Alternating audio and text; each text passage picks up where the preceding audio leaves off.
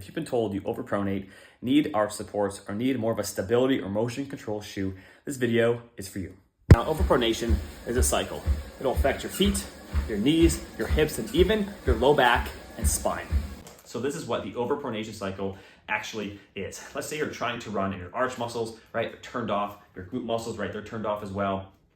And when you run, every time you hit the ground, let's say you are overpronating, right? That foot it's excessively splaying, it's being very, very hypermobile. Well, over time, you continue to do this. These arch muscles, right? Muscles on the bottom of your foot. There's a couple shin muscles as well that are very, very important. They start here and have a long tendon that wraps around and supports that arch. Well, those muscles are going to become weak over time. They're going to become stressed and strained, and they're going to lose strength. They're going to become overstretched.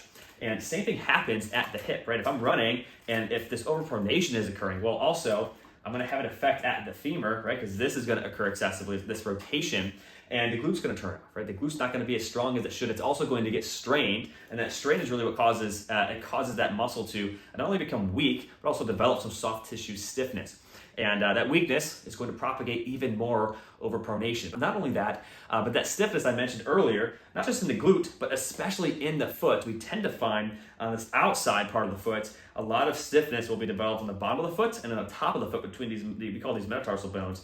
That stiffness, when you hit the ground now, when you have this stiffness here, it's actually going to twist your foot and cause your foot to actually be more like this. And I hope you can imagine this. Now when you hit the ground, because this first toe, the big toe, is elevated, the foot now has to twist even farther down. It's going to compensate even more pronation to find the ground. So all of that pronation, a little bit of overpronation that you had beforehand, just because your foot was weak and your hip was weak, well, now what's happening is because of we've been doing this we're trying to train for a marathon or our local 10K or half marathon, because you've been doing all this mileage, maybe we're just walking around a lot. Well, now it's caused some soft tissue restrictions in the foot because of all this. Well, now we have some stiffness on that outside of the foot. It could be all the parts of the foot as well. We just tend to find it on the outside, and it's causing your forefoot, we call it supination, it's going to be kicked up like this. So in order to fix this, in order to break this cycle, and again, if this is like this, well, it's just you're in the cycle of now we have this soft tissue restriction that's going to cause more pronation, and we get more weakness and then more stiffness and soft tissue restriction. It just gets worse and worse and worse. But the way to fix this is we have to improve some mobility at the foot. We have to get this forefoot able to drop back down. Again, if I'm stuck here, we want to be able to help that foot drop back down and then create some stability in the foot.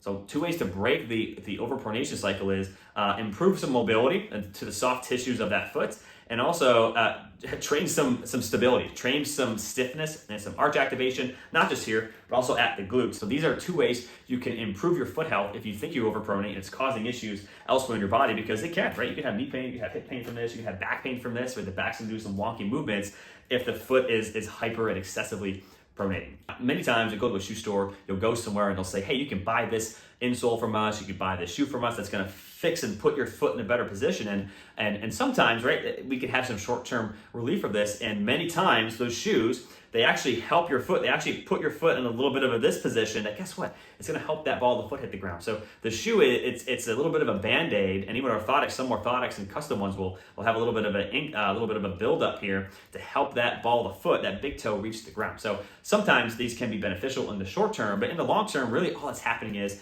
it's just giving your foot a little bit more awareness, and it can help turn your arch muscles on. So do you need orthotics or these big stability running shoes? Definitely not the big stability running shoes. We just have to do some soft tissue work when it's necessary and turn your arch muscles and foot muscles up. So I appreciate you watching the entire video. And if you want more tips on having healthy feet, to staying healthy, whether you run or you work out, whatever it is, we have loads of other videos on our channel. I highly recommend you check them out. And please give us a subscribe if you liked this video.